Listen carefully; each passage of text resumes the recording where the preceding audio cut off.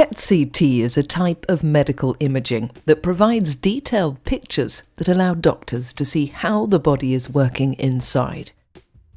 It can be used in cancer to see how active a tumour is.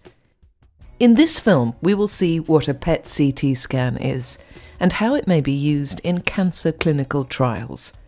It shows an actor, Martin, going through the journey of having a PET-CT scan. And we hear from a cancer patient about his experience of PET-CT. This information applies to adults only, as there are important differences when PET-CT is used in children.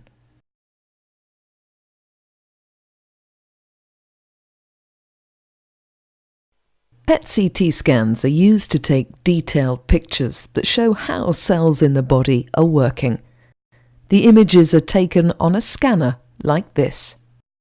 Firstly, the scanner takes a CT scan. CT stands for computerized tomography. This uses a low dose of X-rays to show where structures are located in the body. The CT scan takes about 30 seconds. This is followed by the PET scan, which takes about 20 to 30 minutes. PET stands for positron emission tomography.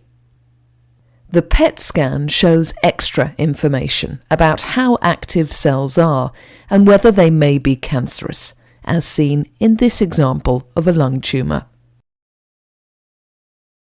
In order for the PET scan to work, the patient is given an injection of a substance called a radiotracer about an hour before the scan. There are various types of radiotracers that can tell us different things about cancer, but the one most commonly used is called FDG. FDG is a sugar that has been modified to contain a small amount of radiation. Because cancer cells are very active, they take in more sugar than surrounding normal tissue. This means that when a patient is given an injection of FDG, it builds up in tumours, and the radiation shows up on the PET scan.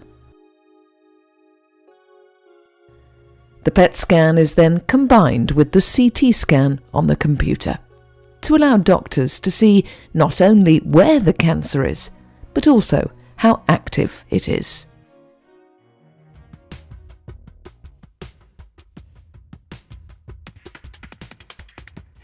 PET-CT is playing a major role in improving the care of our cancer patients.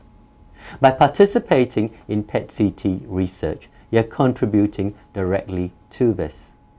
It will lead us closer to our goal of having personalized care for all our cancer patients. There are three main ways that PET-CT may be used in cancer research. It can be used to find out which patients are suitable to enter a particular trial. For example, for a lung cancer trial, a PET-CT scan could be given to patients before they enter a study to get detailed information on the extent of their cancer. This information helps to make sure that the trial is an appropriate choice for a particular patient. It also means researchers know that they have a similar group of patients being studied, so they can be confident in the trial results. PET-CT can also be used in clinical trials to find out whether a treatment is working. PET scans can show changes in the tumour earlier than other types of scan, sometimes as soon as 2 weeks after starting treatment. This means patients who are responding to a particular treatment can continue treatment. Patients who are not responding to treatment can be identified quickly and may need to change to another treatment option. Some trials look at new ways of using PET-CT to assess cancer. PET-CT scans already give us a lot of information, but researchers are always looking for ways to advance the way they're used. For example, a study might focus on assessing a new PET technique finding out the best timing after treatment to give a scan, or comparing the information you get from PET scans against other types of scans.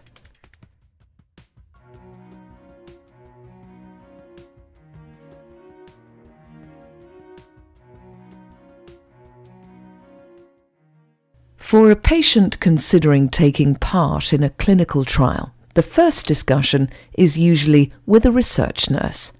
This is a good chance to find out more about what the trial will involve and any scans that will be needed. I'm a research nurse, so my main role is to make sure that patients understand what is involved when they're considering participating in a clinical trial.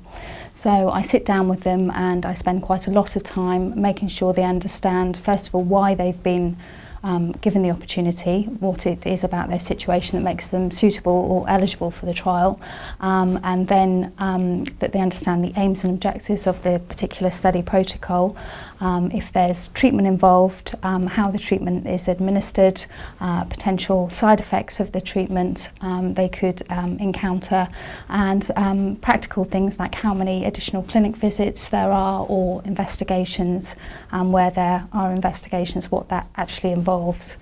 So they are sort of making the decision based on all the information, so it's a proper informed consent process.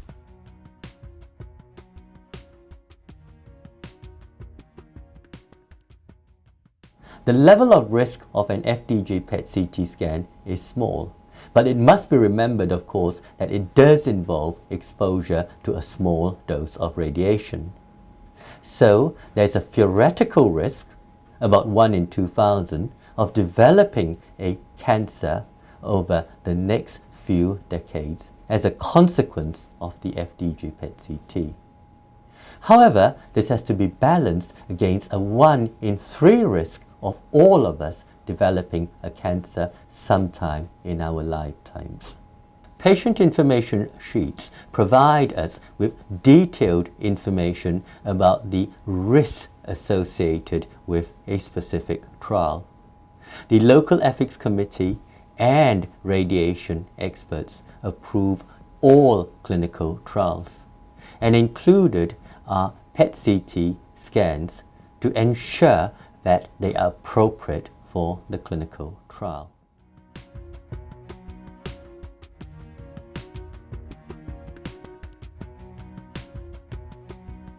Martin has decided to take part in the cancer clinical trial, and today is his first PET-CT scan.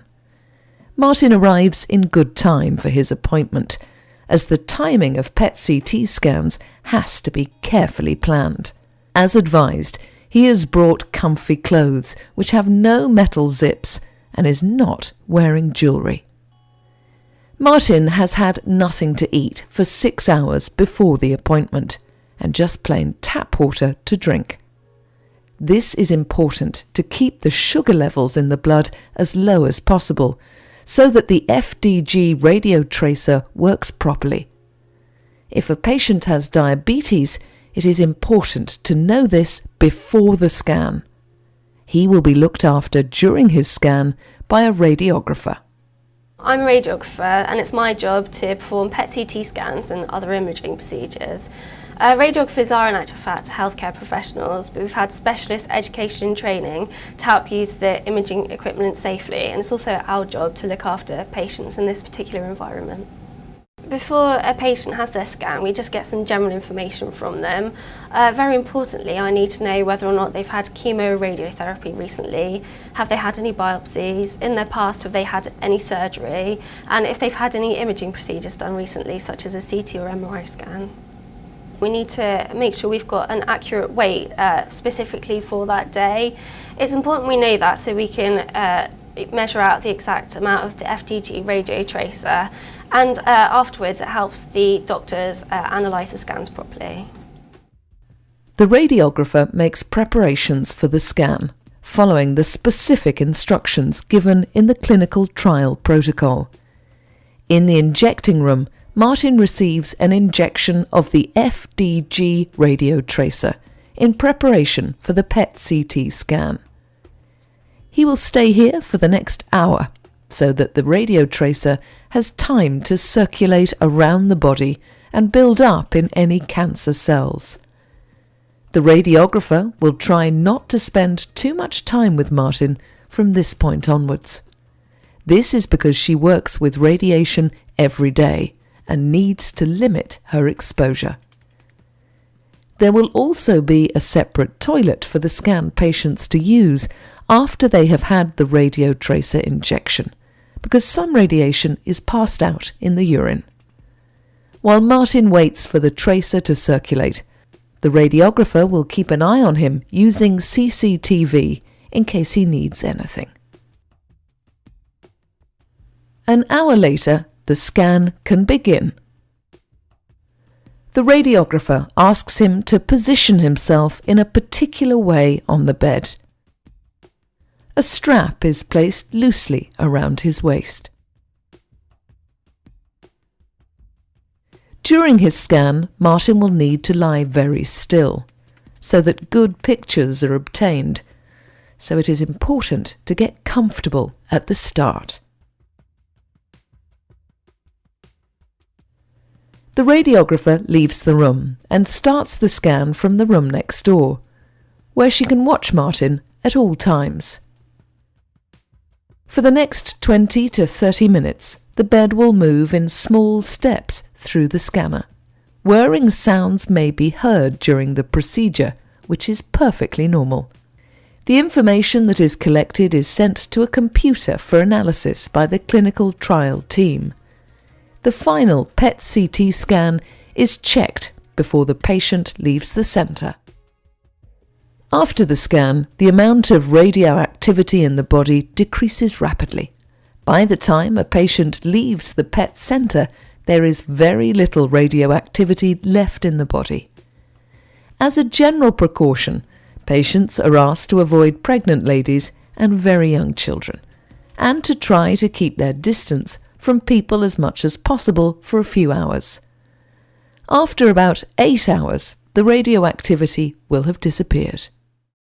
Following the scan, the results are analysed by a radiologist or a nuclear medicine physician. The scan results are sent to the clinical trial team, and the doctor and patient can then discuss the results.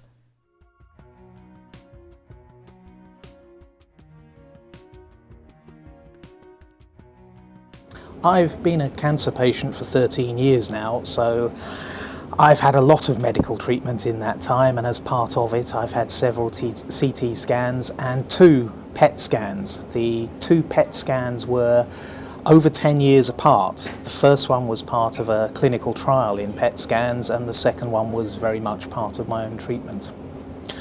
Wear loose clothing and warm clothing, and find out actually if they will let you play music in the background, whether it's their music or yours, CD or the radio.